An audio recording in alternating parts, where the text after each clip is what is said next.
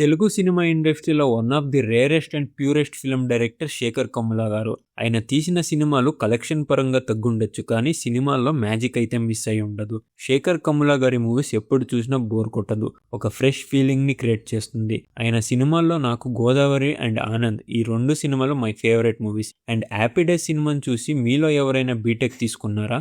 ఎవరైనా ఉంటే కమెంట్ చేయండి, చూద్దాం ఎంతమంది ఉన్నారు. శేఖర్ కమ్ముల గారు ఆయన సినిమాల్లో హీరోస్ కంటే హీరోయిన్స్ క్యారెక్టర్ ని చాలా బాగా ప్రెజెంట్ చేస్తారు. ఆల్సో చాలా మంది ఉమెన్స్ కి శేఖర్ కమ్ముల గారు ఒక ఫేవరెట్ డైరెక్టర్ అప్పట్లో. మీకు ఎప్పుడైనా ఈవినింగ్ టైంలో టైంపాస్ కానప్పుడు హ్యాపీగా టీ లేదా చకోడీలు పక్కన పెట్టుకొని ఆనంద్ లేదా గోదావరి సినిమాల్ని టీవీలో పెట్టుకొని చూడండి. ఆ ఈవినింగ్ ఎలా గడుస్తుందో మీకే తెలీదు. టాలీవుడ్ కి చాలా మంచి మంచి ఫీల్ గుడ్ మూవీస్ ఇచ్చిన శేఖర్ కమ్ముల గారి గురించి ఎంత మాట్లాడుకున్నా తక్కువే. ఎందుకంటే ఇప్పుడు Godavari, Anand, happy days, life is beautiful ఇలాంటి మంచి ఫీల్ గుడ్ మూవీస్ రావటం చాలా అరుదు. ఎంతైనా టీఎఫ్ఐకి ఫీల్ గుడ్ మూవీస్ అంటే అది ఒకప్పటి శేఖర్ కమ్ముల గారి సినిమాలే. ఏమంటారు?